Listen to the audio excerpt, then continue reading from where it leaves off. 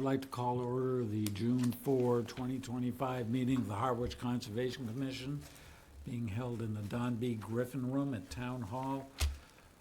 Participation in the meeting is possible in person in the room or online through GoToMeeting. Instructions for logging in are available on the agenda, which is available on the Town of Harwich website. We're going to start with a Pledge of Allegiance. I pledge allegiance to the flag of the United States of America and to the republic for which it stands, one nation, under God, indivisible, with liberty and justice for all. Thank you.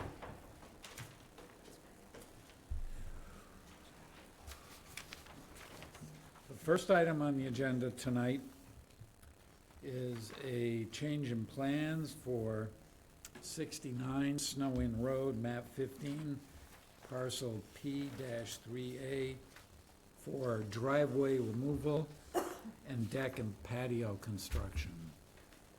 We have a representative here. Online, perhaps?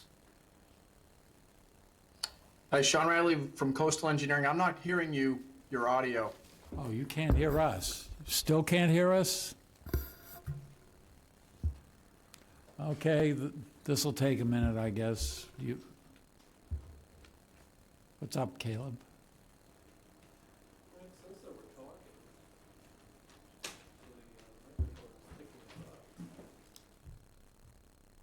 Still can't hear us, Sean?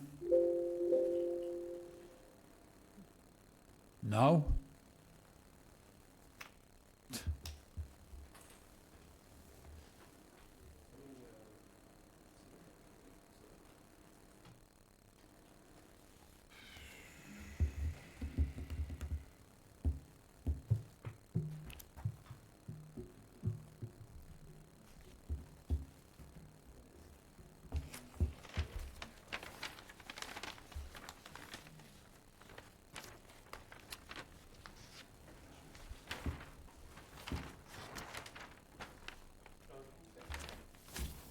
Sean, you with us?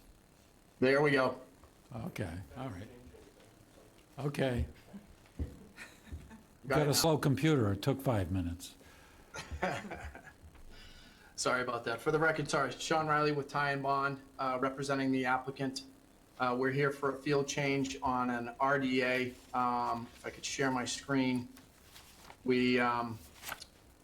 The architect decided to change the deck materials for the projects to patio. So we're looking to change it to a pervious patio. The coverages have still been reduced over the previously approved coverages within the 50 to 100. I know that there were some questions about the deck that was shown on, or that was seen at the site plan. I'm sorry, at the on-site. I'll open it up to any questions you may have about the material change, and then I guess we could get into any questions about the deck on the upper floor. Yeah, I'm filling in for Amy tonight, but most of the proposed changes, like Sean said, are in the 50 to 100, and changing the material isn't much of an issue as Amy sees it. So that is acceptable. The main questions that we had were about the deck. So the deck was actually constructed at the end of last year. We weren't involved with the building permit application for the renovation of the house. As part of that application, there was an administrative review for some of that work that was done. And the plans that were submitted as part of that application showed that deck expansion on it. So I'm going to share my screen just so you can see what we're looking at here. Can you see the image? Yes. It's this upper level overhang that we're talking about with the deck expansion. It's above grade. It doesn't have any impact to the lower level, and it was part of again, the building permit application for the renovation of the house. I guess it's just coming to light now that it was part of the design. We don't see that it has any impact to any of the wildlife passage, any of the habitat, essentially because it's elevated above ground. It's much like a soffit to the house rather than any impediment to the area below. It's about 60 square feet. We have a net reduction of 19 square feet, so that leaves us with an increase in 41 square feet. If the commission feels it necessary, we could reduce our coverage by that 41 square feet, but again, we don't see that it has any impact to any of the resource areas or to any of the areas below it. So with that, I'll be glad to answer any questions. Thank you. Anything else, Louis? No, just to, summarize, you're deciding, I guess, one, if that overhang, you see that as coverage within the 0 to 50, and then if that's less than what was currently there. So we're deciding, I guess, if that's coverage and what to do with that. Amy had written in her site summaries that if there's no net increase in that hardscape within the 0 to 50, then she would see this as approvable. Otherwise, she might recommend it come back before her as an amended order. But, like I said, it comes down to what you see as coverage and as disturbance within the 0 to 50. Okay, thank you. Comments? Vivian? No questions. I don't have any particular issue with this. Even with the 41 square foot increase as described, to me, that's virtually insignificant in this application. It's really not much more than a slight overhang around the perimeter, so I have no issue with this at all. I'm recusing myself from this discussion. Okay. So I don't have any comments either. I would entertain a motion I would move for approval of of the change in plans. the change in plans at, where's 69 Snow Road, map 15, parcel P34. I'll second it. Just a comment, it's P3A. Other than that, any further discussion? All those in favor? Aye. Aye. So that's 301. Oh my God. Okay, are we all set? Maybe he didn't hear it. So we're all set here with this item? Are you still with us, Sean? Thank you. You must not be hearing. Everyone give him a thumbs up. It's gotta be on his end, that could be. What about Susan, can she hear?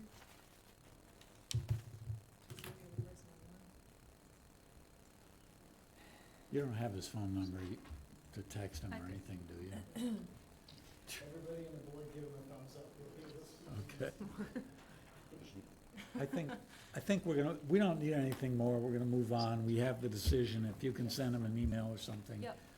Isn't there a sidebar for communication? Oh, Is there a way to, There's something on, is there a way to message on GoToMeeting, Caleb? and it's shown around. Yeah. Okay, all right. Okay, next, we have a Request for determination of applicability for 24 Dunes Road, map 5, parcel K1-32, for the removal of a fish pond, garden shed construction, native plantings, and landscape maintenance.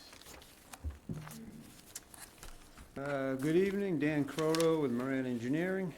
We drew the site plan. I'm here with Lori and Peter Fellman, the owners who purchased the property back in November, I believe, and they've been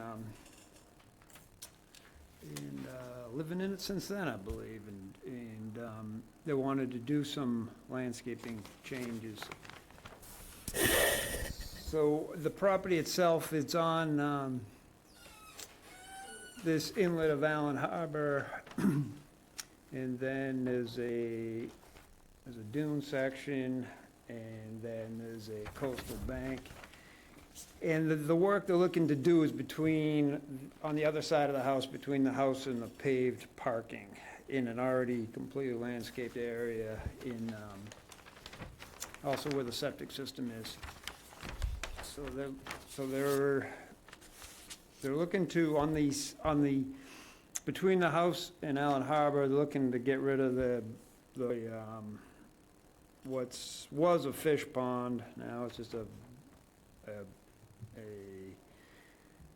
pond, I guess, with a rubber impervious barrier and some rocks and some plastic. They want to remove that, and then on the water side of the property, and then in between the house, then the house is pretty close to the road as is, but in that area, they wanted to create a flatter, a more level area,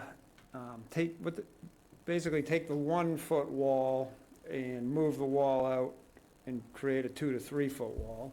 That would let them go flatter there. They wanted to there's one area in the lot that'll fit a shed. They wanted to fit a shed with zoning and keeping 60 feet from the coastal bank. So they were looking to do the 100 square feet of shed, and then the pine trees, they were looking at removing the pitch pine trees in front and replanting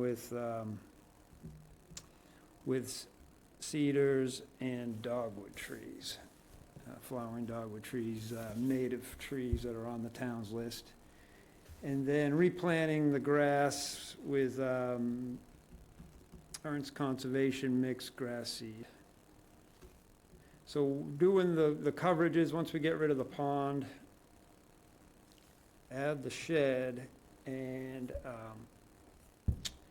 we ended up with 20 square feet extra because of the wall. And then, so they were going to do 60 square feet of mitigation planting. And that's about it. So it's just changing the landscaping between the house and the road, basically, and the paved road. And we're here for questions. Strictly landscape. Thank you. Lily? Yeah, thanks, Dan. Yeah, this one's pretty straightforward. We went out and walked the site yesterday with the owner, was kind enough to show us around, and it's very clear that they take good care of the property and care about, native landscaping and how to provide habitat and all of that. The only suggestion that Amy had was just to make sure that the dogwoods were the native variety, which is the Cornus florida,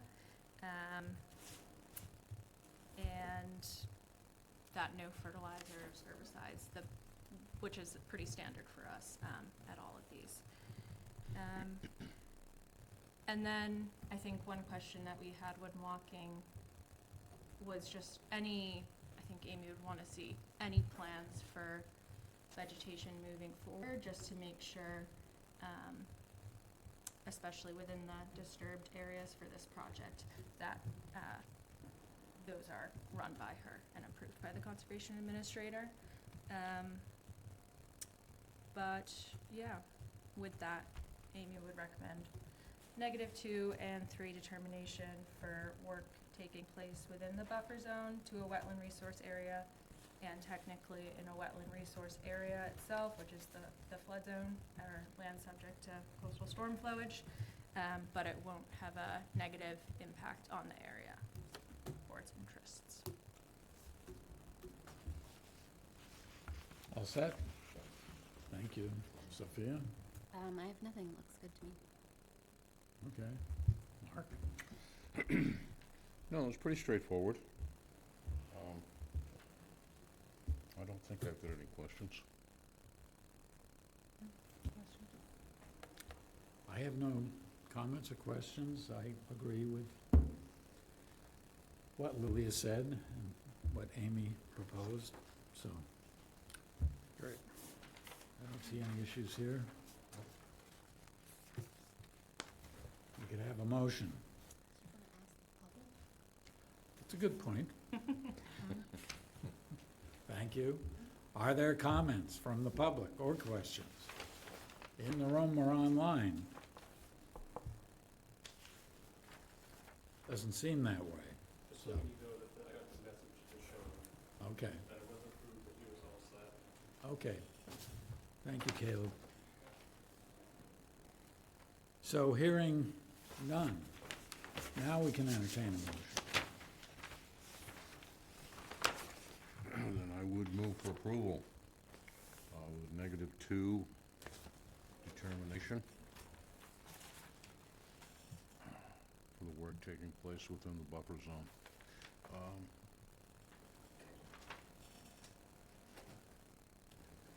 Did you say 2 and 3? 2 and 3? Yep, Yes. So it'll be both, yes, both of those. so stated then. Okay. 424 Dunes Road, map 5, parcel K1-32. That's correct. Second. Okay. Any further discussion? Hearing none. All in favor? Aye. Aye. Right. 4-0. Thank you. Thank you, Dan. Our 90-pound German Shepherd, thanks you. She's gonna have a yard to play in. Oh, okay.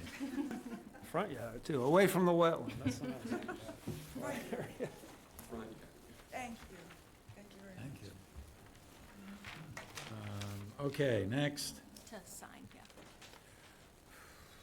we have a notice of intent for 31 Mill Road and 6 Brora Drive, map 15, parcels U3 and U2-2, for the reconstruction of an existing joint-use dock and maintenance dredging. This has been continued from May 21 of this year. And we'll be continuing it again tonight to the July 2nd. Okay. But first, do you want some stragglers? I think my record is getting these back 4 months after I filed. Okay, so Mark Burgess with Shorefront Consulting. Amy and I have had some other discussions about the project based on the recommendation from the first hearing. So the recommendation from the first hearing was to dredge under the floats because everybody wants some clearance under the floats. That increases the dredge footprint beyond the magic 100 yards. So I looked into that. It's actually not that big a deal. And I had made a mistake on the plan of not dredging under the converted dock and floats. So some corrections need to be made there, which haven't been done yet. But I brought up, there's a potential conundrum with dredging under the floats. So bear in mind that all of this work is within the previously approved dredge permit that was issued in 1995, I believe. So in theory, it should be fine.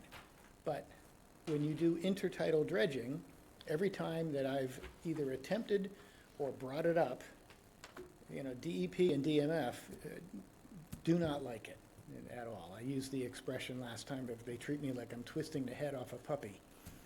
They just don't like it. So if we propose that to them, it's got to be under the the truth that, hey, we're maintaining a dredged, previously dredged footprint. The previously dredged footprint, I blew this up for you, is the purple line. So this was overlaid from the license plan. So they dredged all the way up to the marsh. And way back in, in this 1960 or so, when they actually did this, all of this was salt marsh. And they dredged it, the town, I forget how the agreement came to be, but they were allowed to dredge that out because it involved the creation of the channel into Sequatucket Harbor, because that was, if you look back on old aerials, that was just a little stream. So they just mowed all that out, and their land was part of that. So there's some kind of a previous agreement.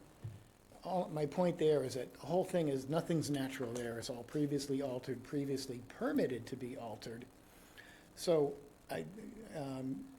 Lily, if you can read, Amy was going to provide a recommendation to the board as far as the direction that we would head in. All I want to do tonight is agree to that and know that I have your support. I'll revise the plan. I have to send it back to Southeast Regional to see if their head explodes, and Division of Marine Fisheries as well. So I hope I paraphrased what Amy said, but go ahead. Yeah, so, again, not making any final votes or decisions tonight. We're still waiting for the revised plans, and it's being continued, as you said. I guess Amy didn't end up providing a concrete recommendation, but she did make it clear what her concerns were, and they were less about getting that clearance under the most landward floats, which the commission had expressed getting that 3 feet clearance for it to be in compliance. But in so doing that, the dredging would be, 6 feet from the salt marsh or something like that? Well, okay, so Amy and I discussed that. Normally, when you do a dredge project, you would shoot for a 3-to-1 slope and 3 feet under the floats, and then a 3-to-1 slope. If I go 3-to-1, by the time I surface where the ground is, it's really close to the marsh, like less than 10 feet. So what I said to Amy, I said, well, look, maybe we need a local variance for this, but we would start at 2.5 feet, and I would go 2-to-1. Now, remember, when people dredge, they don't dredge that slope. They do a vertical cut, and it sloughs to kind of whatever slope you end up with. If it's a 3-to-1, in theory, they would, if it was a 1-foot dredge, in theory, they would go over 3 feet, make a vertical cut, and it would slope to the 3-to-1. I don't know that always happens that way, but that's the way that these things are done, because nobody has a bucket in there that's going to scrape on a slope. So we were going to go to a 2-to-1, knowing it might slough a little bit more, maybe. You know, it's not an area of large wave activity except for the boats that go by, yada, yada, yada. So we do a 2-to-1 slope to pull that away from the marsh and only go 2.5 feet under the float. If your regs want 3 feet, we would just simply ask for a variance, and I would hope that the commission would support that based on the conditions at the site. Also, it's clearly not an area significant to shellfish because it's all muck. And the dock and pier guideline says under those cases you can have 18 inches under a float, and in significant shellfish 30. So if we do 2.5 feet, we're still at 30 inches. So we're trying to split some middle ground to avoid dredging too close to the marsh, but give the float some clearance. Now, it took 20 years for this to silt in from whenever it was dredged the last time. So maybe 20 years from now, they have to deal with it again. I don't know. Mother Nature drives that bus. But those are the specifics. I would go 2.5 feet under the float and then come back landward at a 2-to-1 slope until it pops out to grade, and then widen it, like I said, all the way from let's see, the fender piles are over here, and I'd go all the way, and then go all the way down to the fender piles here. So this black line was the proposed dredge area, So I would bring it down to here and then bring it up, well, it's about right here. I'm sorry, that's the work limit. The red line is the dredge footprint, I'm sorry. So I would include under here. So it would just come, it would come up and straight down. This is mean low water, so I would start my 2.5 feet right here at the edge of the floats and then come landward, maybe end up about here. The 3-to-1 slope put it about here, this is the marsh line. So that would be the plan. This red line will probably come like this, over to here, and around the pilings, and then back out.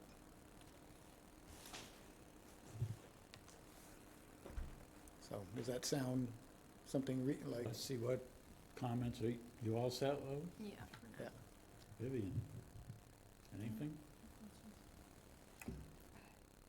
As you described it, to me, that makes pretty good sense. But I'm thinking there may be some question about the distance from the marsh up the grass otherwise. Yes, so the part that complicates it is that over 100 cubic yards, you need a water quality certificate, and the water quality certificate wants to see 25, no closer than 25 feet to the salt marsh. Well, the floats are pretty much, that's about where they are. So, like I said, you're gonna we might get into a conundrum where you're trying to do one thing to make one person happy, and then the other people aren't gonna be happy. Believe that can happen? I don't know. When I revise the plan, if you guys agree that this is the direction that we should head, when I revise the plan, it has to go back to Cerro and it has to go to Division Marine Fisheries. I'm gonna put a letter to caveat that, hey, this is all within a previously dredged footprint. It's all previously altered. There's nothing natural here. We're just trying to maintain adequate distance under the floats, and put a previous explanation right up front so they don't have to go and try to look at it as if they've never seen it before. Sophia? I'll admit I'm a little bit confused, but I guess it sounds like Amy still has a concern of like the proximity to the marsh with its structural integrity, and so like whatever her opinion on that is, I feel like that's, I don't know. Well, we know that water quality wants us to stay 25 feet away. The purpose of that distance is so that the dredging wouldn't have a negative impact on the marsh. We're only dredging 3 feet. Now, remember, when some of these regulations are written, you understand the intent of the regulation, but it may not apply the same to different projects. If we were dredging to -10, for instance, when that slope sloughs off, it's gonna slough off quite a ways. So, yeah, I don't think it should be a big deal, but I'm not the deciding factor in that. Yeah, I mean, I guess if as long as Amy knows the proximity and feels like that's fine for, the marsh not slumping in, then I feel like I can support that. It just, Yeah, I can't say exactly what the distance to the marsh will be until I draw it out, but the goal is to keep it as far away as possible. okay. Her and I agree on that. John? So a couple of points. Okay? One is that our town bylaw says dredging permits expire after 10 years. So your citation of a dredging permit that's, 30, 35 years old? Right. Is doesn't apply here. It's not, in my opinion, it's not a reason to agree or disagree with any of what you're proposing. It's gonna require a brand-new dredging permit. Mhm. And so, and furthermore, whatever was done when that dredging originally occurred would never be permitted today. Cutting out salt marsh would never be permitted. Correct. So, I don't think, we should be granting any variances for the restrictions on how close you can dredge to the salt marsh under any conditions.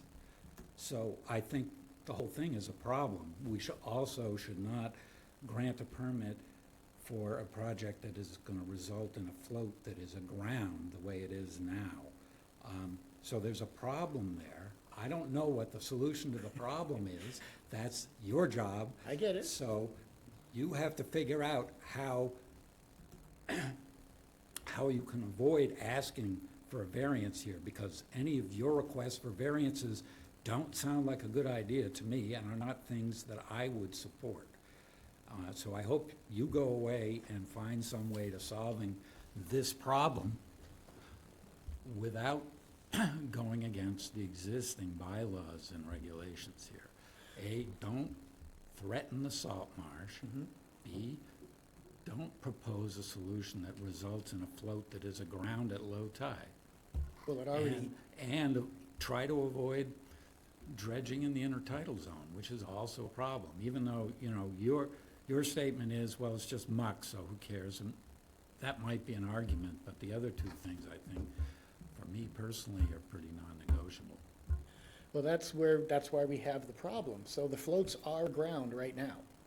They're at low tide, the floats are sitting on the ground. Nobody wants that. But in order to make them float, I have to do intertidal dredging. So what do you do? I think the best thing would be to proceed with that and see what Cerro, I won't have your approval, see what Cerro and DMF say about it. Worst case scenario is we just have to stick with the original proposal, and then it is what it is. Again, the float isn't going to comply, but it doesn't. And admittedly, yeah, the license is 30 years old, it's not valid anymore. However, this project's considered maintenance dredging, not new dredging. So there is some consideration there for trying to maintain, in accordance with the license, what they originally licensed. It's an Get that interesting argument. situation. I get that argument, but you're still threatening the salt marsh by that proposal, which I don't think we should go along with. Then we end up back where we started, that's all. And that may be the answer, but, you know, it was suggested that we try this, so we'll try it. The clients are on board with the extra dredging and the biological testing. So all I can say is, we'll try to make everybody happy, and in the end, it's only you guys I care about. Okay. Okay? Okay, is that it? Are we all set for now? I think so. I just want you to know that where we're headed. I'll head there, and we'll see what happens. Okay. Thank you. Okay, thank you very much. Oh, and I have to we need request a to- continuance to Yeah. Continue. July 2nd? Yeah, if that's the date, then you'll need plans in by the 6th. Yeah, a week before. Yeah.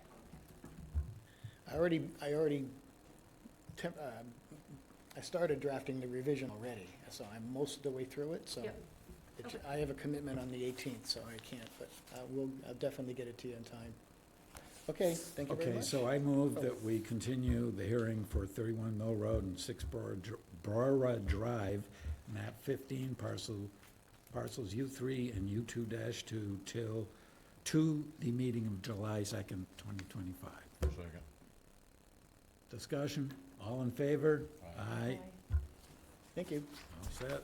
John, you always have good questions, so I know you're paying attention, not that everybody isn't, but you have the best pertinent questions, even though we know that this is a strange one. You have to break the rules you have to break the rules to comply with the rules. Okay, Go figure. we'll see. Thank you. Okay. So next we have a notice of intent for 11 River Bend Road, map 1, parcel G1-9, for house demolition and rebuilding, septic system installation, bulkhead repairs and replacement, and mitigation plantings. This has been continued from May 21, and the applicant has requested a continuance to our June 18th, 2025 meeting. I'll move for continuance. I'll second it. Okay. All those in favor? Aye. 4-0. Next, we have a notice of intent for 11 Nons Road, map 6, parcel C1-10, for reconstruction of an existing dock. This has also been continued from the May 21 meeting, and the applicant has requested a continuance to our July 2, 2025 meeting. Move for continuance. Second. All those in favor? Aye. Aye. Okay. And now we have a notice of intent for 10 Harwich Pines, map 103, parcel S1A-11 for timber step removal and stone step reconstruction, vegetation management, and landscaping. Hello, everyone. Mike Tanis from Blue Flax Design, representing the Lissacs. So the property at 10 Harwich Pines is on the south shore of Long Pond. Resource areas include a bordering vegetated wetland and its associated buffer zones. The property is developed with a single-family home and a paved driveway. A shallow paved spillway extends from the driveway north to the top of the slope above the pond. Currently, there's an in-ground timber walkway that provides access down the slope to the pond. It goes about halfway down and then splits into two walkways, with the left walkway heading to where a dock was historically installed, and the right one to a small seating deck. The property is partially forested with red maples and oaks, good native trees, but it's heavily invaded in the shrub and ground cover layer, with English ivy and vinca being major problems. Shrub honeysuckle, border privet, and forsythia are also on the site. Native plants include a small stand of clethra right above the seating dock, as well as some other ferns and other native ground covers. Excuse me for a second. The main goals of the project are to improve the value and function of the pond and bordering vegetated wetland by removing structure from the buffer zone. The concrete spillway will be removed and replaced with a, oh my God, I lost my notes here. With a, words are tough. With a catch basin, which will collect the runoff and capture the sediment while allowing the water to flow over, so it will reduce erosion, and native plantings in that area will intercept the runoff and allow it to percolate. Additionally, the walkways, the existing timber walkways down the slope will be removed and consolidated, replaced with one walkway of in-ground stone steps. Goal 2 is to improve wildlife habitat function and value within the buffer zone by removing invasive plants. Approximately 4,015 square feet of invasive plants will be removed and replanted with native species. An additional 510 square feet of lawn within the buffer zone will be converted to native plantings. The restoration process will begin with the removal of invasive species. These will be cut flush with the ground and removed. Herbicide will be applied directly to the cut stump, and the roots will be left in the ground to decompose. Any native vegetation will be protected during the removal. However, if any is damaged from vines or from the invasive vegetation that's there, they may be flush cut or pruned to promote healthy regeneration and vigorous growth. Pea gravel will be removed from the slope and the beach. In between the timber walkways, it's filled with pea gravel, so we'll be removing that. And sand will then be brought in to fill in the excavated areas and bring the beach back up to grade. The concrete spillway will be removed and replaced, as I said. After the invasive species management is completed, the project area will be seeded with a custom mix of grasses and wildflowers, all native. Biodegradable erosion control blankets will be installed on the slope to prevent any erosion. Woody vegetation will be planted in the fall after the intensive invasive plant management phase is complete. We'll be replanting with 102 native shrubs that are appropriate to this site. Temporary irrigation will be required for the first 2 to 3 growing seasons while the plants establish, and follow-up invasive species management will be ongoing over the next 3 growing seasons to prevent the return of any invasive species. And I'm happy to take any questions. Thank you. Lily? So overall, this is a general benefit to the resource area, especially regarding the concrete spillway that pretty much puts runoff and water, directs it straight into the pond. So getting rid of that is definitely a positive. And then also minimizing the amount of hardscape that's in 0 to 50. And then, of course, the English ivy, which is completely taken over that hill, will be managed, and other native vegetation promoted. So they're asking for a variance to do work within the 50-foot buffer zone, which Amy would see fit for this project. One question she had was whether or not the staircase would need a retaining wall at all, which I'm not sure if you'll be able to answer, but on the right side, just because of how steep the slope is. I don't think that was on the plan. No, I don't think it'll need a retaining wall at all. We'll put the stones in the ground at the grade, and then we'll kind of regrade around it just to make it stable, and then seed it heavily and cover it with the erosion control blankets. And we're hopeful, or we're optimistic that will do the job.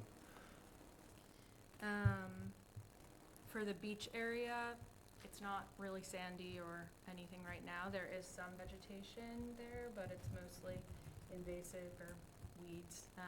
Nothing really great of value, so putting native sand there would be acceptable in Amy's opinion, as long as the Massachusetts Endangered Species Act, that's all set with them too, because it is in priority habitat zone. But with all of that, actually, when we went to go visit, there was, I'm not sure if the owners have been living there for a while or if they're new owners, but we noticed there was storage of dock materials right down on the shoreline.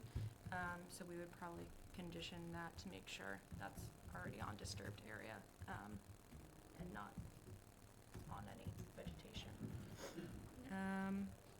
But with that and all the other regular conditions that you would suggest, like no herbicides besides a certified applicator, and having natural mulch, temporary above ground drip irrigation, then Amy would recommend approval. Okay, thank you. Mark? It appears to me that beach is going to be substantially larger. Am I correct? No, I think it will be larger in that there's a timber retaining wall in between the two paths that will be removed, and then that will be regraded to a natural grade, but there's no increase into any vegetated areas. But that will be turned into beach, correct? Only where the stairs Right, go down the center, the sides will be vegetated. Okay. That was my only question. All set? Yep. William? I mean, it looks like overall an improvement in the existing conditions, and that's it. I love the visuals. I love the way you present it. Thank you. It's very easy to understand stuff. Thank you. That's it. Sophia? I have no questions. It looks great. I'm excited to see the leather leaf on the plant list now. See that a lot. So that's cool. No, it looks awesome. Well, one thing I just want to repeat what Lily said. There's a lot of stuff.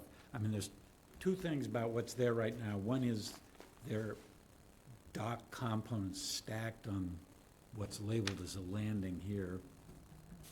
But there's more of what looks like dock components sort of just laying on the vegetation and, I don't know, flagpoles or something. I don't know what they are there, but those things shouldn't be there. There should be nothing on the vegetation at all. So hopefully those things will be removed sooner than later. You're gonna have to remove all that stuff to do what you're planning to do anyway. But I guess there's a question about the dock. On one of these plans, you're showing a future dock, but there are dock pieces there now. What is your plan with that? So Teresa Sprague with Blue Flax Design. So the Lissacks are new owners of this property. They've just recently purchased this property. The history sounds like there's a previous owner who was installing a dock, but that was not permitted. So John O'Reilly, the engineer in the project, is going to request a Chapter 91 license and a permit. They'll be filing that in July. So for now, those dock components will absolutely be removed from that area. And then if the commission and Chapter 91 state approves a dock, then the dock would be installed seasonally and removed from off-site. But my understanding is the dock had not received a permit previously, and the homeowner was sometimes putting it in, sometimes not putting it in, and leaving it in that area. So the goal is to remove all of that from that area. Okay, I think probably part of the orders of conditions should state that no dock components, since there are some there now, there should be no debris of any sort on. Agreed. Yes. So, just my other question is about the beach, which is now badly overgrown with a mix of poison ivy and other stuff. Yes. So how are you removing all those things? I mean, you can't just apply sand over that, right? No, we'll be removing, so the poison ivy, for instance, will be removed by hand. So all of that would be removed, and the gravel the pea stone that's sort of migrated down onto the beach from in between the stair walkways will be just shoveled out, so hand removed from that area. And then we'll just bring in some sand just to bring it back up to the grade that it's at right now. And how do you anticipate controlling the return of some of those things that you're attempting to remove by hand? Yeah, so the poison ivy, once it's pulled, they may need to pull some poison ivy again in the future. Once the invasive species are removed and the area is completely revegetated with native vegetation, I don't anticipate, we'll monitor, and we'll be submitting annual monitoring reports, and if we see any resprouting invasive vegetation, it will just be hand pulled. Okay. Thank you. I don't have any other questions.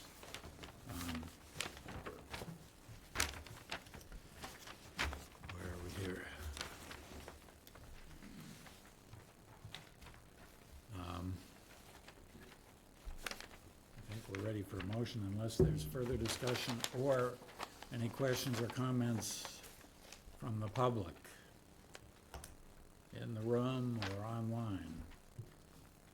The homeowner's online, but I don't believe she has anything. Okay, I don't hear anything. I'll move that we approve the notice of intent for 10 Harwich Pines, map 103, parcel S1A-11, with no special conditions other than the dock, right? Or was that just?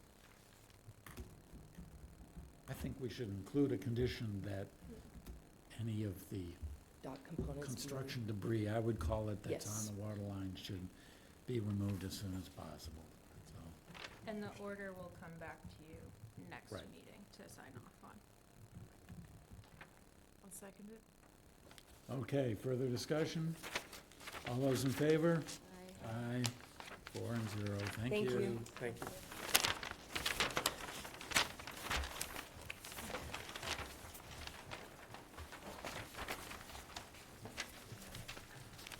Okay. Now we have, again, a notice of intent for 54 Main Street Extension, map 55, parcel E1-2 for after-the-fact lot clear cutting and proposed restoration plan.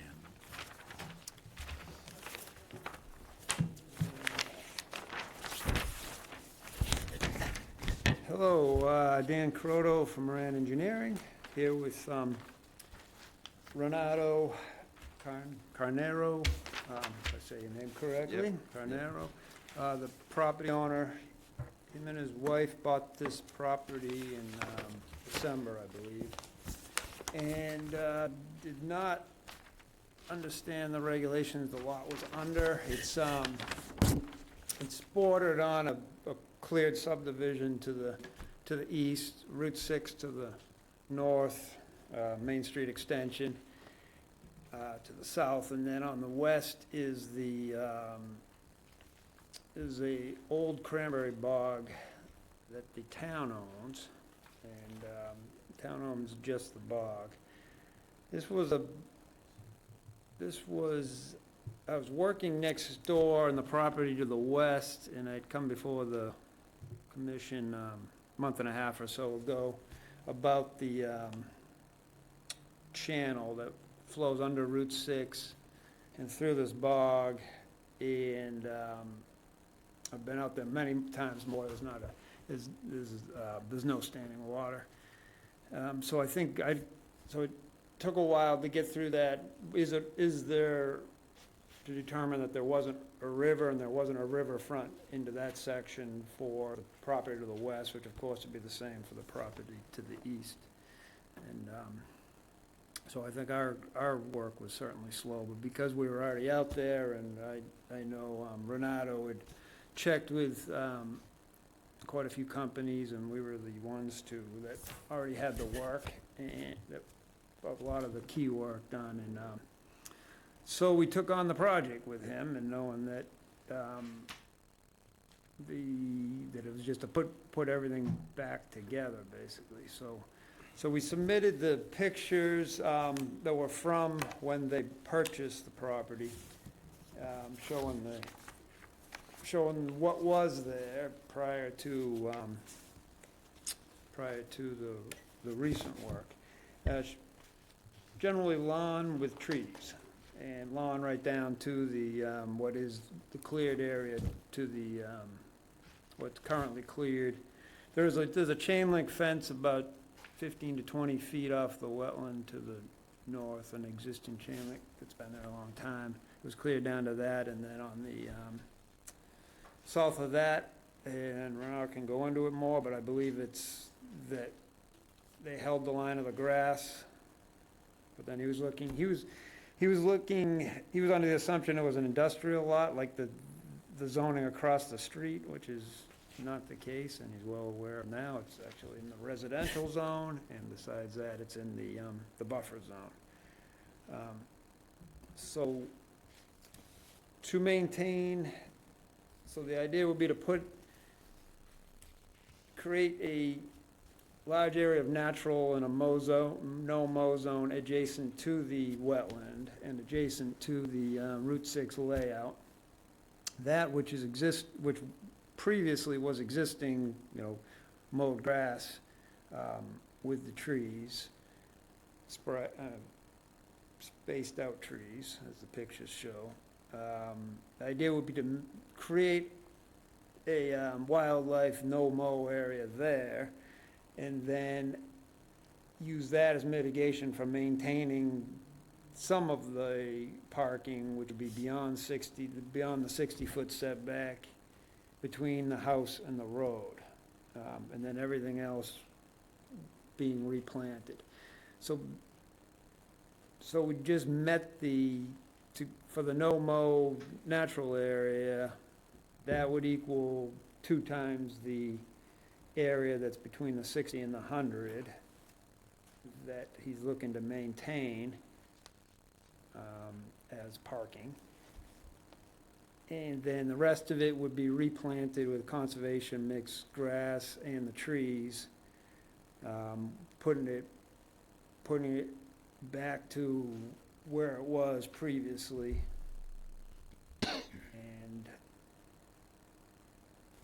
And then we can go over the time frames, but I think we obviously need to get going as fast as we can to get grass planted. The plants themselves, I don't believe can be planted until after summer. And the trees, I believe need to be after summer too, but I'll rely on Lily and Amy's take on that. But Amy's original take was it was getting late for the bigger plants. but could certainly get the grass down and start repairing the ground there. So, with that, and I guess you could go over so the time frame is as soon as possible, correct? Yep. And then, so with that, we'll hear the commission, or, like to hear the commission's concerns, or not concerns, but, additional, requests, and time frame wise, I guess it's, generally you gotta go through not sure, maybe Lily knows more about this. Generally, you gotta go waiting for an order of conditions before you can do anything. Again, it would be nice to be able to put up the silt fence and start. Removing the stone dust and bringing in topsoil and get planting going. Else we're gonna get into July when we can't plant. So, we'll leave it at that. All right. Thank you. Lily? Yeah, so there's two, I guess, different conversations or votes that you could come to tonight. One is just approval of the NOI, and the second is the fine schedule, which you haven't yet issued. But I guess to start with the restoration plan, I and Amy and Dan have met a couple times going over different versions of the plan. And Amy had recommended in the 50-foot buffer that be planted more thickly, which the plan that you've seen does reflect. She suggested installing like a split rail fence along that no-mow line to kind of make it clear to the owner, just as a visual reminder that you wouldn't mow past that point. Another thing that would have to happen sooner rather than later is removing the metal container, which is on the 50-foot buffer line. So that's got to come out.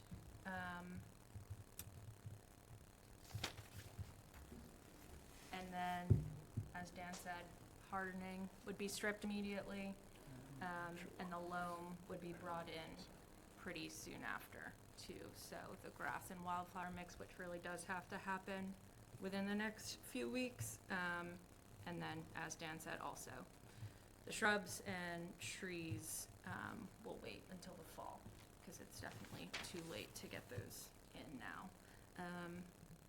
On the trees, Amy had recommended that they be at least 1.5 inches in diameter at DBH, just because larger trees can have a harder time establishing when they're just put in the ground like that. So relatively small.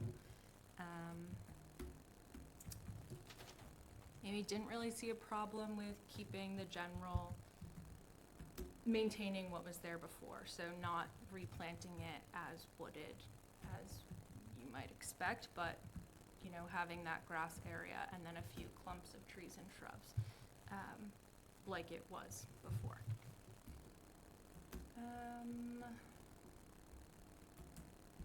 And then she'd like to see a biannual monitoring report for 2 years detailing the progress of remediation. We want to make sure, obviously, that the plants and the wildflower mix, all of that, are doing well and are going to make it, and then if not, following up with proper measures thereafter. But I guess I'll maybe leave it at that for the restoration, and then we can come back to the fines if you think that makes sense. Let's do that. All set? Sophia? It seems like a good plan of action for remediating what was removed. I guess I'm curious about, sounds like Amy believes that we would have permitted the stone parking in front of the house potentially, and so is that an ask? What portion of the stone parking are you asking? For all? The portion between the existing house and the road, so right now it goes right down to basically the edge of clearing was intended to be stone parking, which obviously it can't be. So on the plan itself, it is outlined as retained stone parking. It's, if you're looking just between the house and Main Street Extension, it's that area right there. And again, as mitigation for that, instead of having the grass yard, it would be delineate, it would become just part of the wild area, which will greatly enhance the wetland that's on its own there, because the wetland itself is hemmed in by Route 6 and Main Street Extension, and then 2 residential lots that were lawn right down to the top of bank, basically, or have historically been. I also wanted to point out that Renato's landscaper is here, because we know he's integral part of this project, is having the landscaper here, so he is here to hear the requirements and what's needed monitoring wise, and that stuff. Yeah, I mean, I think this looks like a good plan, and I don't object to that parking area.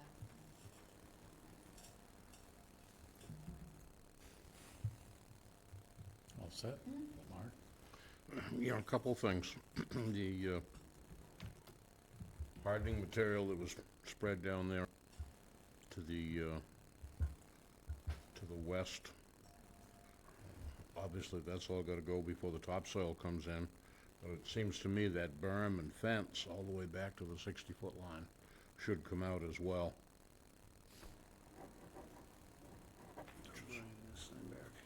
Talking about this fence? Down here. There's a fence right here.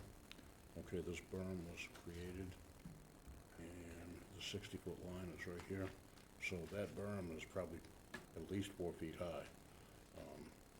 So, But- I mean, as I see it, that should be removed, and that fence that's on top of it as well. What's Yeah, we the do berm? have the berm as being certainly reduced in size down to a slope that won't erode, and then planted. We have a different seed mix for the berm itself.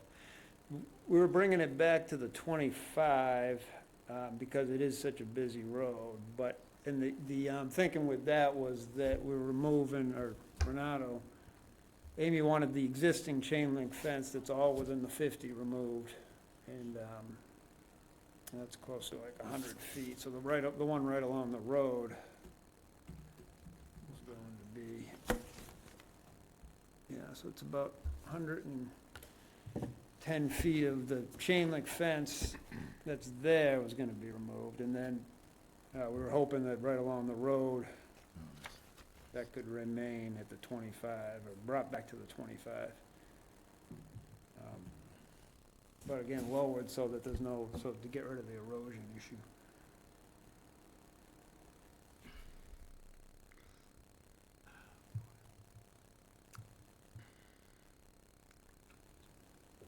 I don't know, I don't see the erosion there being a problem in that particular spot. I think that could be controlled.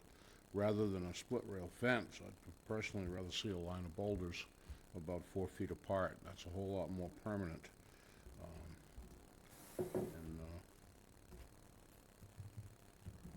So I'm sorry, where are you suggesting the boulders? Right along the 60-foot line, where all of the work is gonna stop. On the roadside of the house? On the roadside of the house, and you've got a no-mow section that goes right up this way, right? So, as I understand, Amy suggested a split rail fence. I would recommend boulders every 4 feet down that edge. That's, So the rocks along this, I think would look better. Yeah. was that on the 100, the fence was on the 100-foot line, right? To protect the no-mow zone? Not the 100-foot. No, it's more like 35. Yeah, it's within the 50. So it's this line here? The like dots Dan, This correct me line if I'm here? wrong, but the dots that are wider apart, that's just the no-mow zone, right? Maybe I'm not understanding, but Yeah. Yeah, That's what happened. So we had two Yeah. different planting sections. One was, one became the natural no-mow zone area. The other one that encompasses where the septic is and all around the house, that's still within, almost the whole lot is within the 100.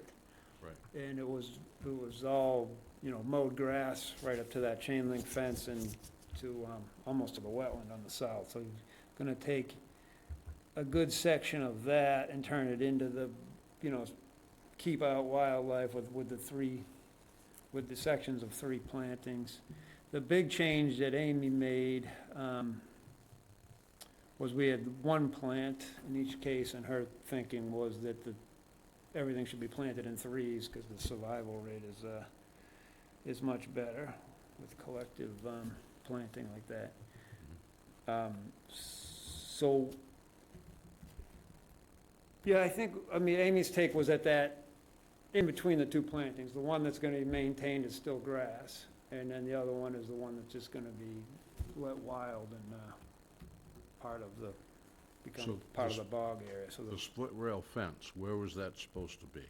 On the 100-foot line or down at the 50 or 60-foot line? That's what I'm not understanding. yeah, it's more like the 35-foot line, to tell you the truth.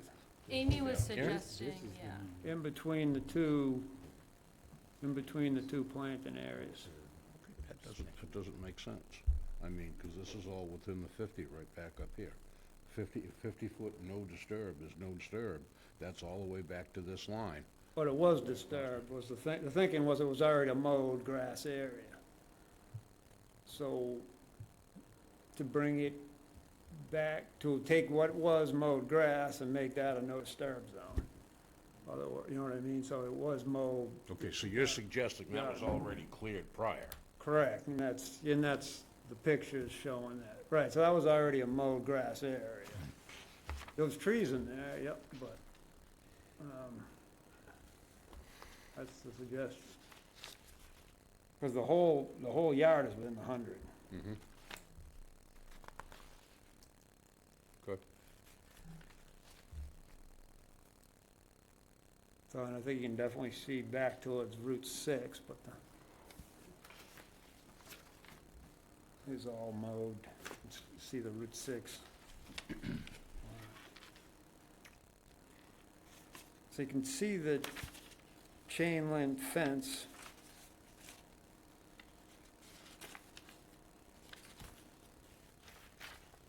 Well, yes, it's a matter of going through the pictures.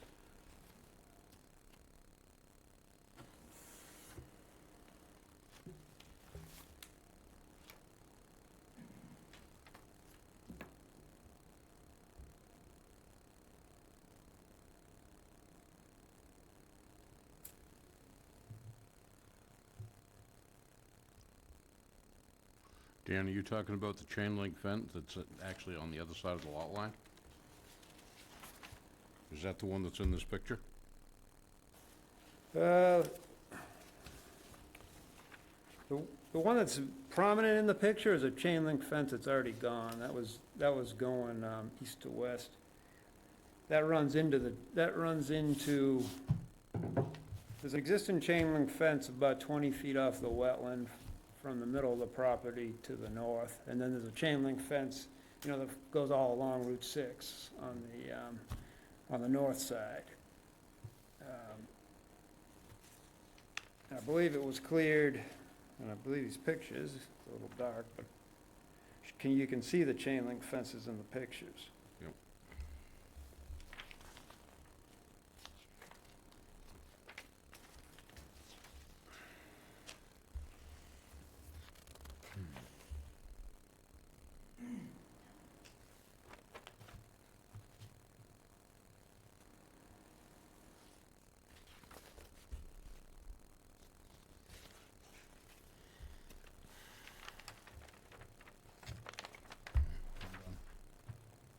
Can I just ask a clarifying question about the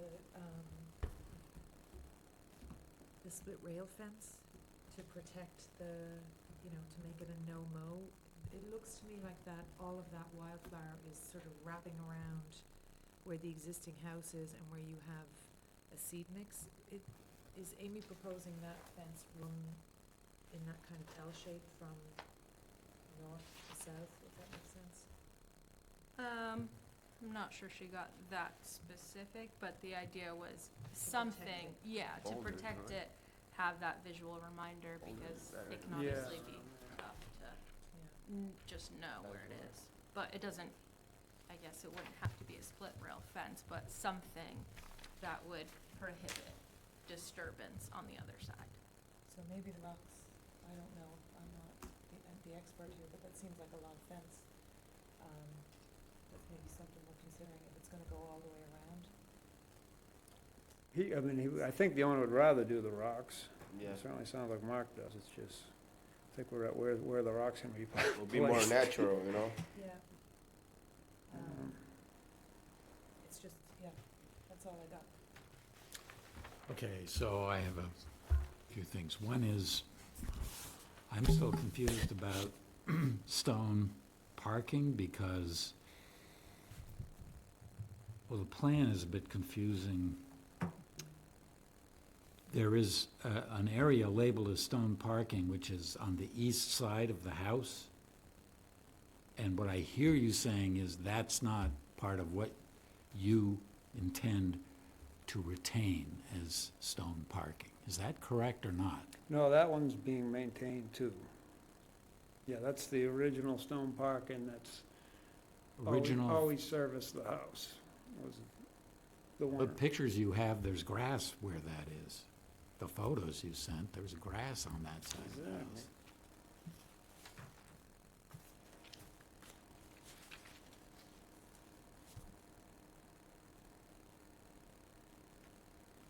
In fact, all this stuff you're calling stone parking is not paved as far as I can tell in the pictures.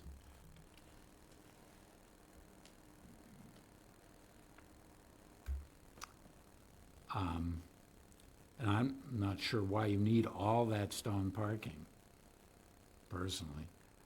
That, and just following up on what Mark said, is, I actually agree with Mark. It's not clear to me why we would go along with 50.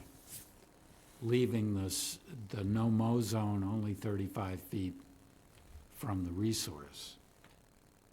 I mean, what else are you gonna do with that area anyway? I'm concerned that if you leave parts of that mowed where the owner originally intended to keep commercial equipment for his business, I'm concerned that if we agree that that can be regularly mowed, that what's gonna end up happening is that there's gonna be gear on that, and I don't think we should go along with that at all. I would much prefer to have the no-mow zone go to, To the front of the house, they'll look like a jungle. Certainly, no, not like a jungle, you're going to plant it with, right, the no-mow zone is getting planted with native wildflower seed mix, and I'm saying along the 50-foot line here. Which is, just talking to Renato, I'm sorry? just speaking with him here, the 50-foot line works, yeah. We can certainly bring the mows, well, I think he's open to bringing the no mows on that extra 15 feet to the 50-foot. And, which will be a huge benefit for that well and over what was, there originally. Which would be nice to be able to do. So. And then that will, and getting to your point, John, was, you're correct, I was thinking that stone parking in front was always the parking, but it looks like they parked further away from the house, so that would certainly make up for the 2-to-1 for that stone parking on the east that's, that's there. But it would be, be more like 4-to-1, which is, so if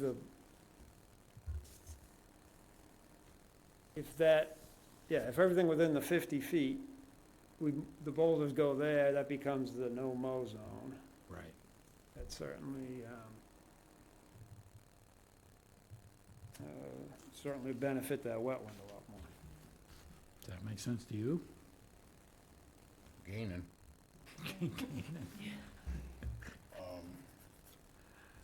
Yeah, I mean, 50-foot no disturb is no disturb, so, you know, that's gotta go back to a point where it can be maintained naturally. The 10 feet beyond that is always intended to be a buffer to the 50-foot, so having that space here along the front parking lot is fine. I mean, in my estimation, the stone parking lot directly in front of the building and the whole front of the property, it's all a pretty good size area. But, I mean, for the most part, that was already cleared and very sparsely grassed. So if it's crushed stone, it's still permeable. I mean, I don't see where it makes much difference.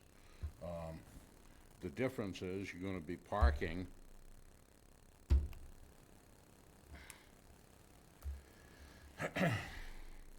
you got a parking lot that is now within the 100-foot setback. Now, is that gonna be permissible?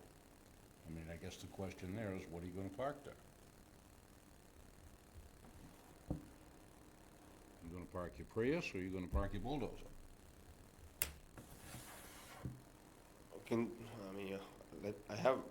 I can put a plow there, you know, or something, a little trailer here and there. I'm not looking to be a commercial place, because I know now that it's not permitted, so. But let's say a trailer, let a trailer sleep overnight, you know? Mhm. Maybe put one of those removable tents to put something inside, doesn't get wet, you know? Not something that you're gonna go there every day, you know? Something that you don't use so often. That's why I would like to use at least that little parking in the side. Maybe a boat, you know, a little boat house, whatever. Park a boat there. Eventually. What's your interpretation of that? Amy said I could have a horse and 2 pigs. What if I want to put a horse barn there, you know? You can have the horse, but you can't have the barn. But that's why I leave the horse tied on the trees that we're gonna plant, right? You can't do that according to the state. You know?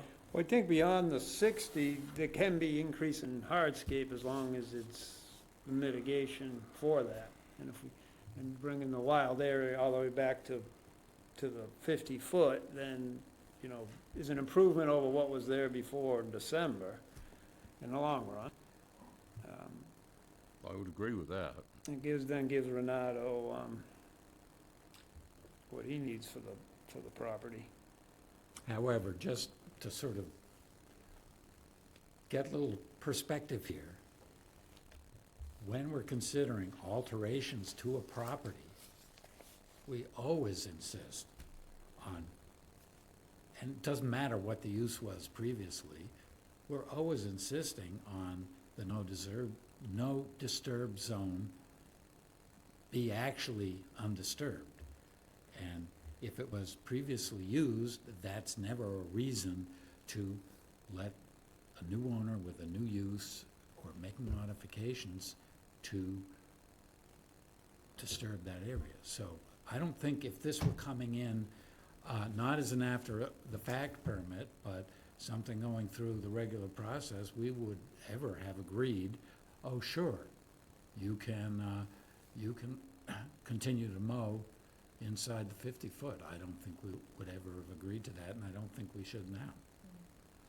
So, that If it's, part. I mean, if it's existing mode if it's existing mode, I believe there's properties all over town that are existing mode, and then the idea is becoming, I would think, is what can be improved on that, and I think it's a huge improvement to create it, a natural area where it was, you know, as he bought it, was mowed, you know what I mean? It was a mowed yard area.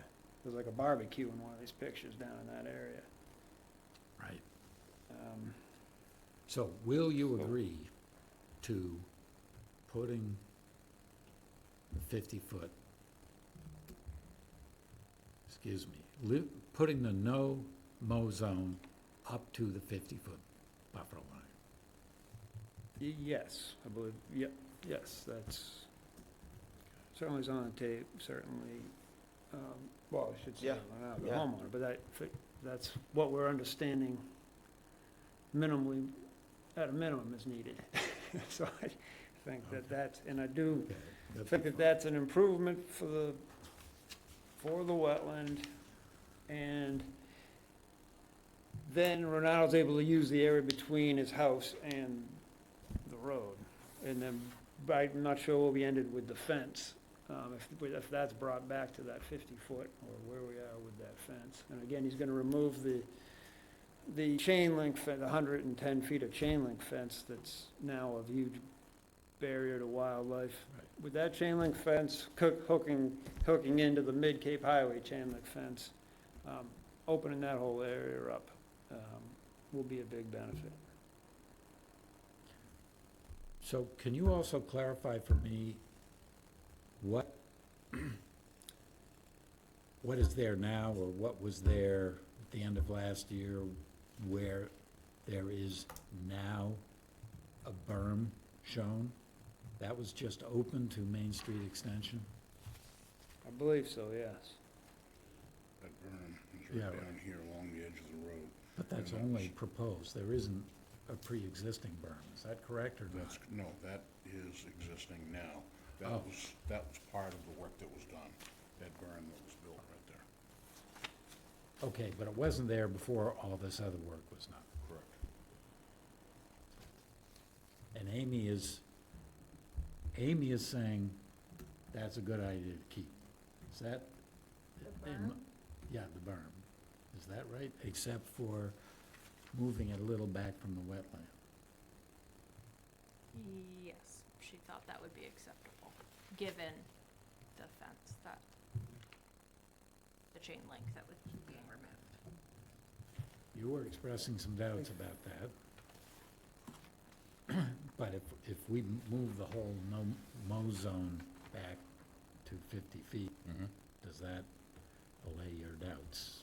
Remove the fence back to I the mean, 50. that seems appropriate, but, Remove the fence and berm back to that same line, and then, and again, this is it's, part of this road is industrial, part of it's residential, so there are big trucks coming down, and now that Renato's well aware it's a residential house, it, would be nice to have Little privacy. a privacy fence for a good section of that. well, Because as it's that right all- on the curb, As that all comes back natural, you're gonna have all kinds of privacy. I think that berm should come back to the 50-foot line as well, and any fence that's on top of the berm. Bring that back to natural grade. Then I can leave the fence in. Which Don't- fencing? The- Sure. The chain Along link the- on the front? Yeah, let's trade it. I take it off and you let me a little more fence in the front. I don't wanna take this fence out. I mean, it was there when I bought the property, This one, the chain link. The chain link along the road, along. No, I'm talking about the one on the And the back back? of the property. Well, in the back. doesn't that's- bother me, the chain link fence. On the back of the property. But we just. Well, that's except the bring it back state's chain here link and then fence, put right? some You pla- can't put a few remove plants that. in. Yeah. That's the way to go.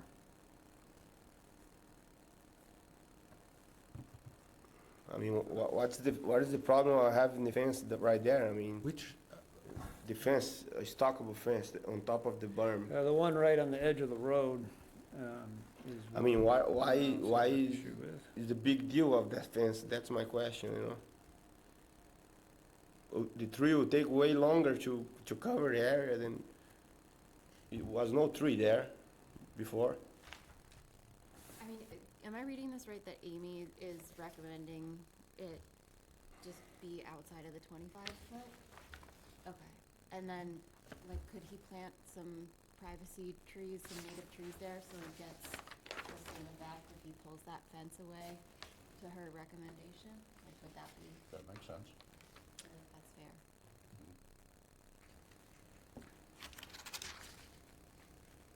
just be more explicit. I don't, you're saying just plant it between the 0 and the 50, put some privacy trees and leave the No, rest? so I'm saying that Amy's saying start the fence 25 feet away from the buffer line, whatever.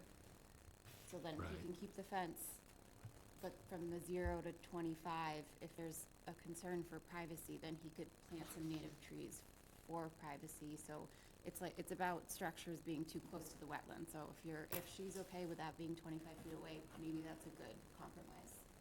Like, Amy was really pushing for that chain link fence in back to be removed, or not pushing for it. She thought that was, Well, the one that goes, The one next to Route 6? no, that comes diagonally off of Route 6. Yeah, it runs north to south, right? Yeah, yeah. yeah, and I don't think anyone here is proposing that that not be removed. And then, It's just, we're just talking about the fence along Main Street Extension. But see, when I bought the property, the fence was there. I thought that was the property line, the buffer zone. That's why I removed the trees. Because I say, oh, that chain is probably the buffer zone. Well, that's why I, The whole- you know. We're not going to agree, at least I'm not, and I don't think anyone else here is, going to agree to leave the chain link fence that runs from the Route 6 fence down to Main Street Extension. And the reason for that is we need to allow for free passage of wildlife. Why they allowed in the past? It was there.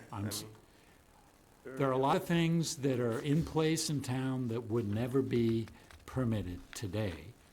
And I don't know that anybody here knows when or why that fence was permitted, or even if it was ever permitted. It may have just been built by a previous owner.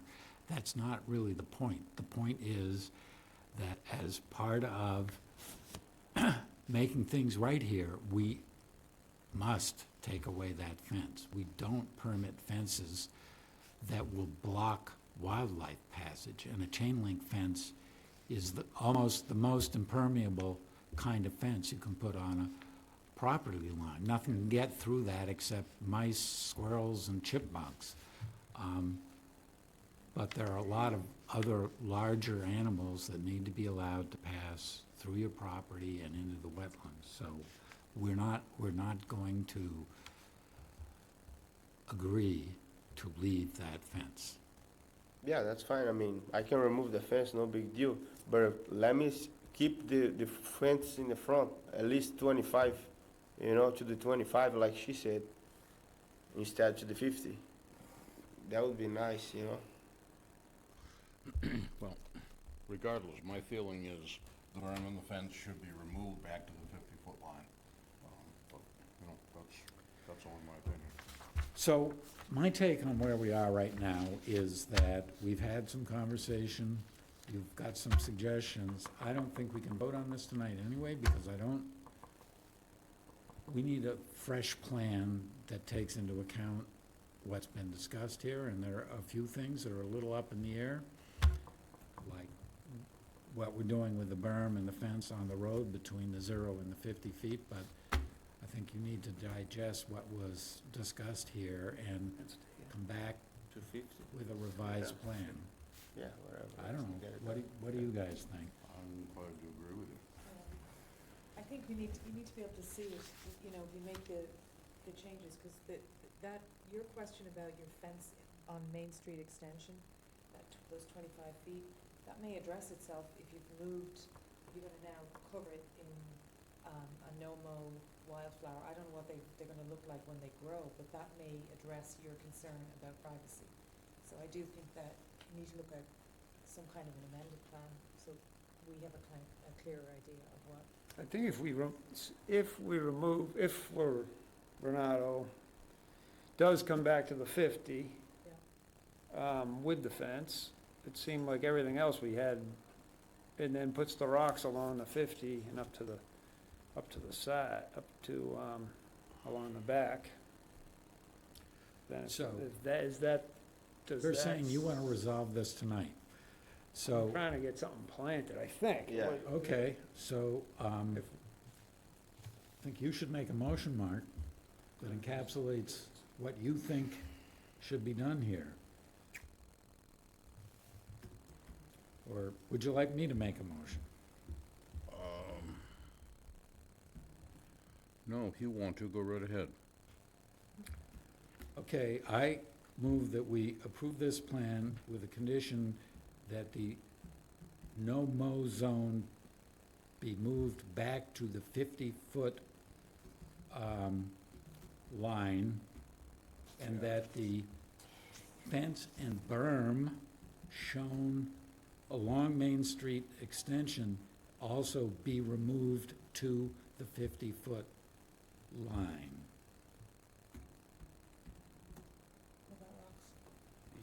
And that the no-mow zone be marked by, what would, 2-ton stones separated by 4 feet? I probably have that No, wrong, no, but, No, it won't be that big. well, 2-foot stone? Yeah, 2 to 3 foot. separated by 4 feet? I would think 4 feet would be adequate. Does that capture the whole thing? Pretty much. Okay, I made that motion, is there a second? Hang on. Okay, You didn't include Oh. removing the chain link fence. right. That the chain link fence that runs from the Route 6 fence down to Main Street extension also be removed. So following this plan, but moving everything, the no-mow to the 50, and removing the fence to the 50. Does the plan already say that The note to that. Yeah. chain link fences? Oh, yeah, I see, Yeah, right, on the yes, north. okay, so, all right, so that's in the plan already, okay.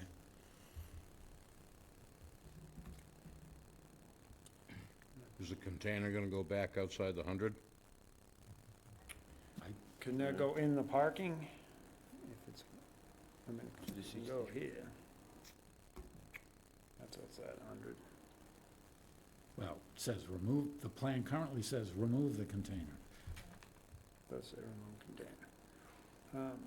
We should just leave it at that, in my opinion. Or,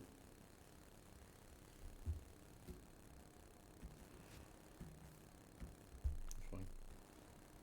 all right, still waiting for a second. Second. Okay, any discussion? All those in favor? Aye. Aye. Okay. All right, We didn't discuss the signs that we... well, that's next. Okay. So, Yeah, so, do you want to review what Amy is suggesting for fines? yeah, and I'll review with Amy next week when she gets back in terms of how quickly we can get things underway before an order of condition, at least for taking off the hardening and all of that, but for fines. So there's a lot of unknowns, I guess. Typically, when you fine, you do it per action, I guess, and sometimes that's interpreted as number of trees removed. Sometimes it's interpreted, in this case, Amy broke it up by activity, so tree removal, she recommended $300 flat for tree removal, considering we don't know how many trees were actually removed. $300 for removal of other native and non-native vegetation. Again, we don't know exactly how many shrubs or whatever was removed.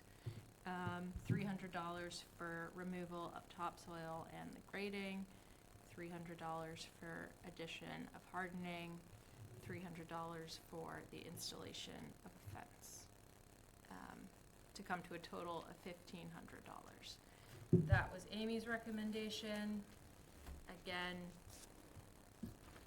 considering that this plan and all the work here is also a lot of work to do. So that was her recommendation. Vivian?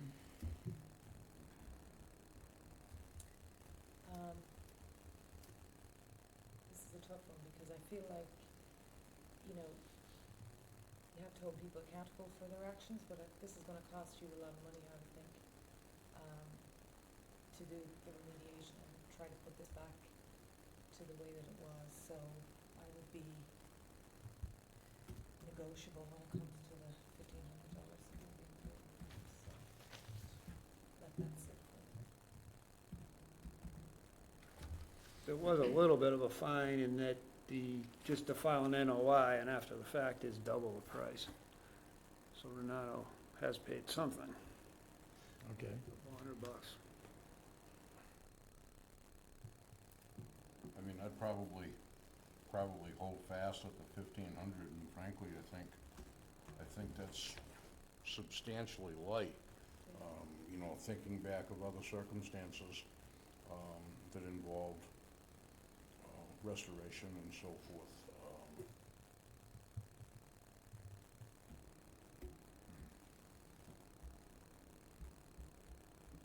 The decider for me that, in that application, would only because ultimately the work done within the 50 is gonna be a betterment to the resource. And, you know, that's got some value too.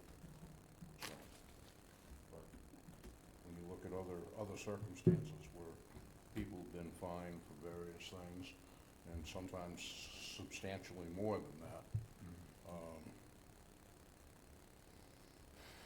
I don't know. I mean, all facts considered, I guess I'd hold with the 15, but I wouldn't favor reducing it. Okay, thank you.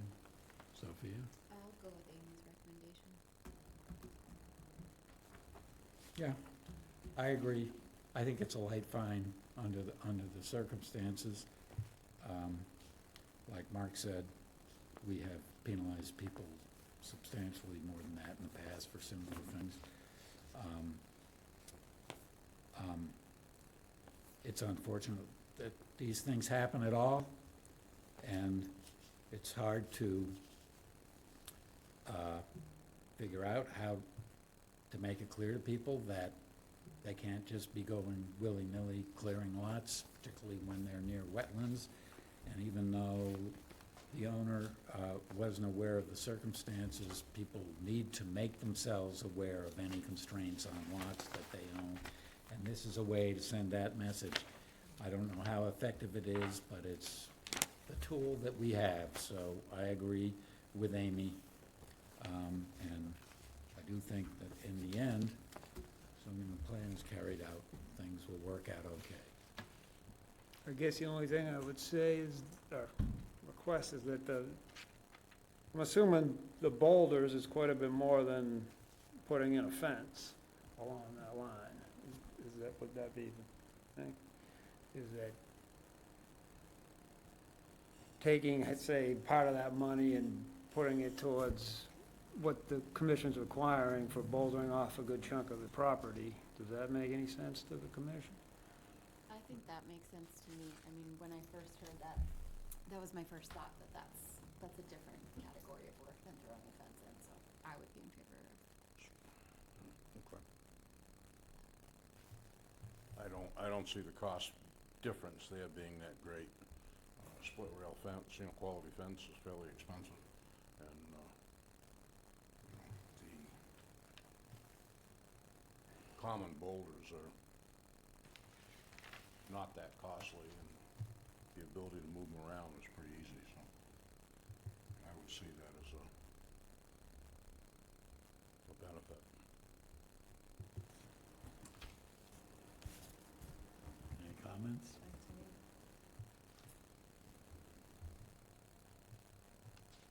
I mean, yeah, we have, everything you said, Mark, is great.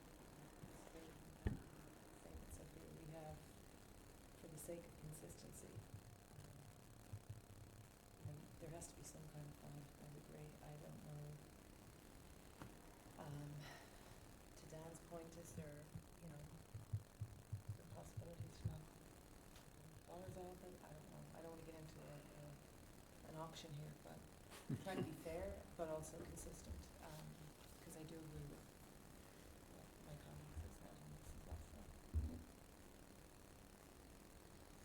Yeah, I'm not willing to consider a reduction of the fine, and I don't know how I don't wanna get into a conversation about what the Litigate cost of the, those right stones number. are compared to cost of a fence. Could probably come up with a lot of different numbers, and it's a waste of our time. I think we should just go ahead with this, and, we need to vote on fines, but I don't know. Let's just see if there are any comments on this from anybody else here before somebody makes a motion, just in case. There's no one else online, right? Anyone else in the room want to chime in here? Doesn't look that way, so. Can we have a motion? I would move to assess a very modest $1,500 fine.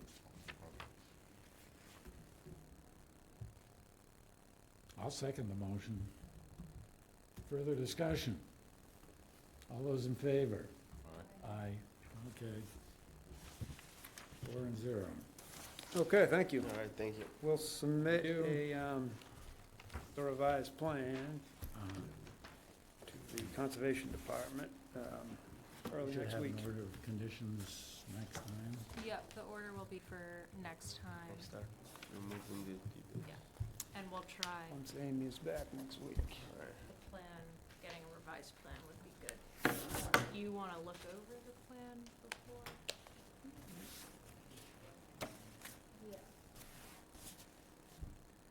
I think it's simple, is what I'm thinking. We're just bringing that one line back to the 50, that's the no disturb, and pointing out the boulder, the 2 Yep. foot, 2 to 3 foot stones. Do you plan to make an addendum to the plan? Yes, I'll revise this plan, have it Okay. to Lily and Amy this week, or Yep. beginning of next week. And then That you'll makes be sense. on the June 18th meeting for orders of conditions, if you want. Okay. All right, thanks. Thank you. Thank you. Okay. Now we have an amended order of conditions for 10 Headwaters Drive, map 80, parcel 81, SE 32-2566 for Hinckley's Pond Herring River Headwaters Eco Restoration Project. So you already discussed and voted to approve the amended orders at the last meeting, so this meeting is just to review those actual conditions and sign off on the orders. So I can just read, there was only 2 added amended orders. The first being, new plan allows for the construction of a 4-foot wide, 15 to 20-foot long boardwalk over the channel between Hinkley Pond and the bike path. And number 2, the old dirt road north of the new approved boardwalk is to be decommissioned by scarifying it.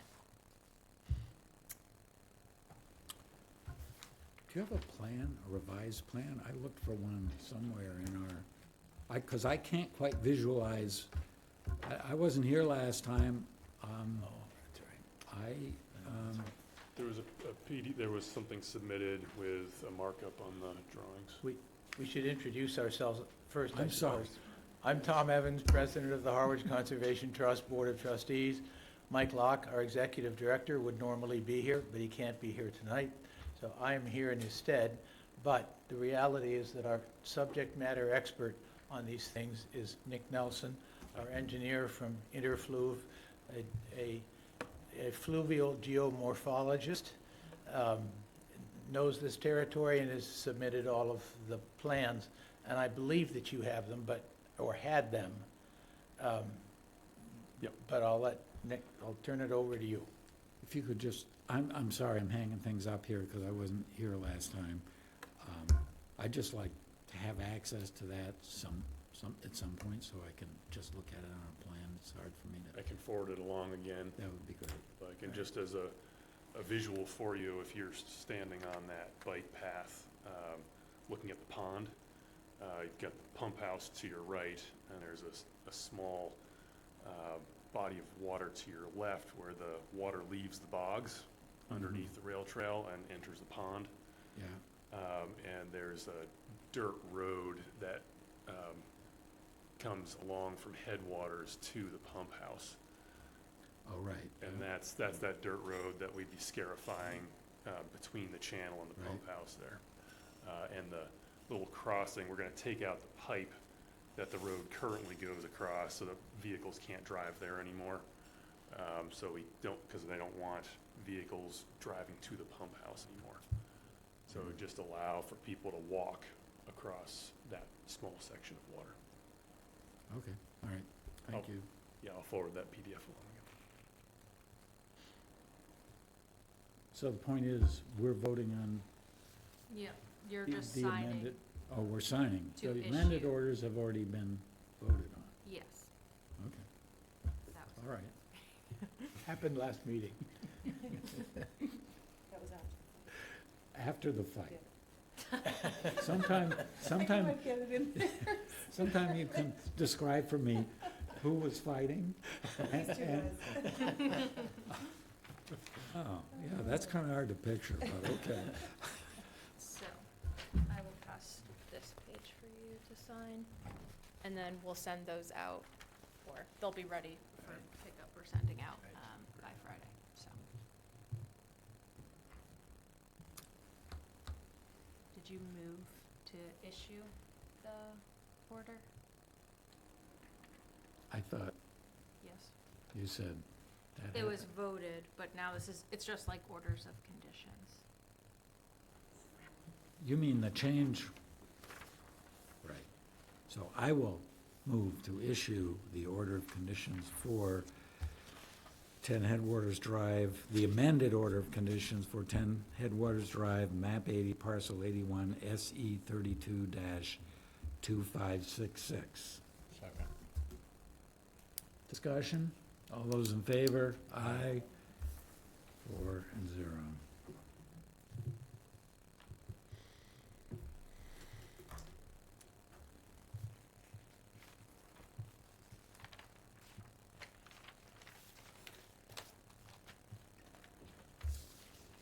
Okay. Next, we have a certificate of compliance for 0 Bank Street, 0 Hoyt Road, 10 Hoyt Road, map 23, parcels C1-0, C1-1, and C3-2, SE 32-2502 for the Coldbrook Echo Restoration Project. Do you want me to summarize? Do you, Well, Lily, do you want to Why don't start you based on guys- conversation with Amy, or do you want Nick to? You go I'll ahead. just do a quick summary. Construction was finished in December for the eco restoration project that you all know of, and now we're looking for that certificate of compliance, so we can close that out, and that's why we're here tonight. Lily? The as-built plans show pretty minor changes, and then Amy, we believe we would recommend approval of the certificate of compliance. One thing to mention is it's only been about a year since the project was completed, and monitoring reports are required, so one question that Amy wanted to bring up was if you would like to see more monitoring reports, more time passed before issuing that cert of compliance. Another option is we could issue the cert of compliance with ongoing conditions that those monitoring reports are submitted. Okay, comments? Sophia? Sure, yeah. I'm sorry. That's okay. Go right ahead. No, I'm all set. Couple of things. Early on, there was some conversation about the salt marsh to be developed at the southern end of the project. How far is that in, what's the word, in Yeah. reality? Where is that? Yeah, so right now, that full lower section, I think there are over maybe 10,000 plugs of salt marsh vegetation planted. And that was last June or so. And since then, they have continued to grow and expand along the channel banks through that hole from the long boardwalk all the way down to Hoyt Road, essentially.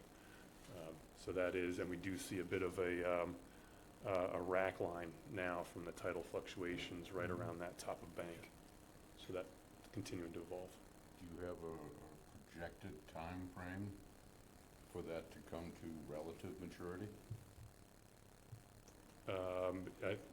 Well, I don't know what relative maturity, I suppose right now, those plants are growing well within the tidal range that those species grow. The tides aren't high enough to regularly inundate the bog surface yet to create a salt marsh for that whole section. So that's, you know, that's up to sort of sea level rise and what our future lies there. There have been a few extraordinarily high storm tides with Yeah. the southeast wind. Very shortly after the project was finished, it produced some very high tides, probably hidden by the grassy marsh area, so it didn't look like a lake. But there are occasional storm tides that are high. The other question that we have is we don't know when the state is going to look at replacing the culvert under Route 28, or when the town is going to look at replacing the culvert under Hoyt Road. And those were both unknowns that Nick and his team had to try to consider in the design, but we didn't know what the answers were to those plans. I believe the town of Harwich has a grant to study the issue of replacing the culvert under Hoyt Road.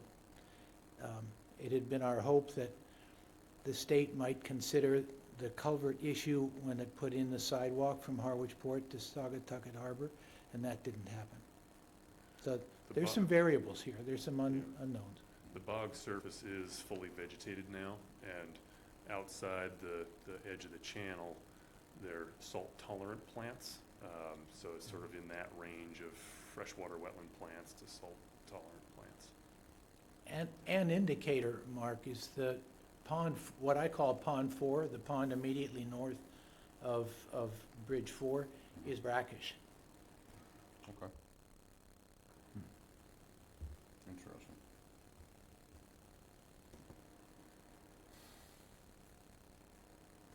I'm satisfied. Maybe one after the meeting ends, if I do a job.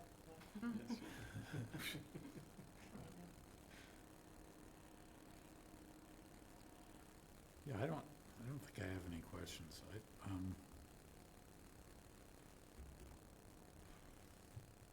I don't have any concerns about whether you guys would be submitting the requested or required progress reports. They'll come along. I'm happy to issue the certificate of compliance today. You guys didn't actually opine about that, but it is a decision we need to make. Any comments about that? Given the size of the project, I think it's extremely quick. To the credit of everybody involved, they got it done. I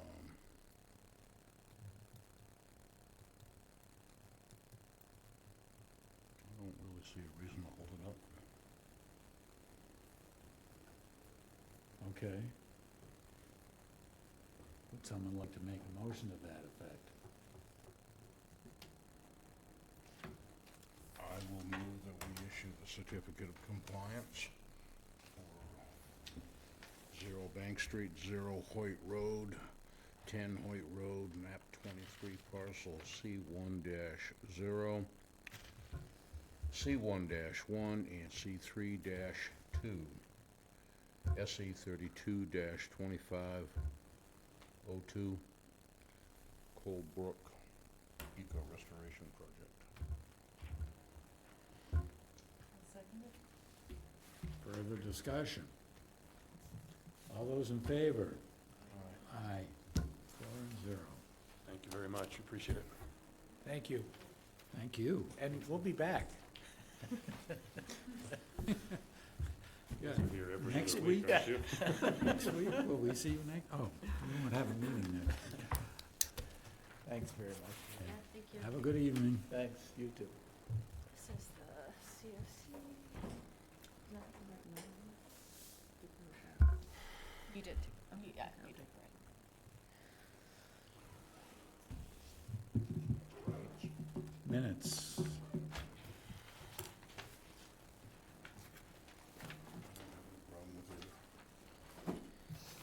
Okay.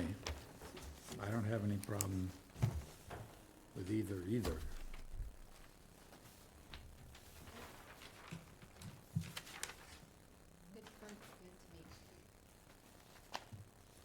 Was that agreement? I didn't quite hear you. It was, yeah.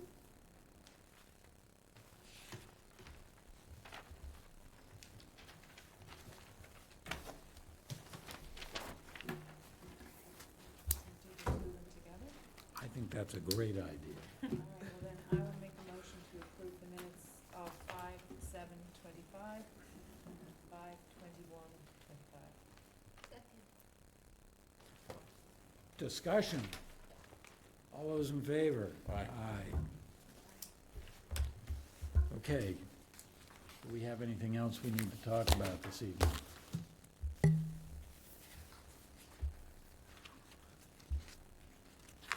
Hearing none. Nothing.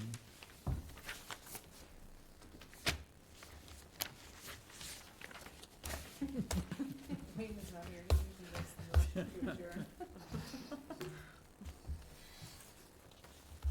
All right, I'll make a motion to adjourn Thank you. the meeting of the Harwich Conservation Commission of Wednesday, June 4th, 2025. Second. All those in favor? Aye. Aye. Okay. Thank you all.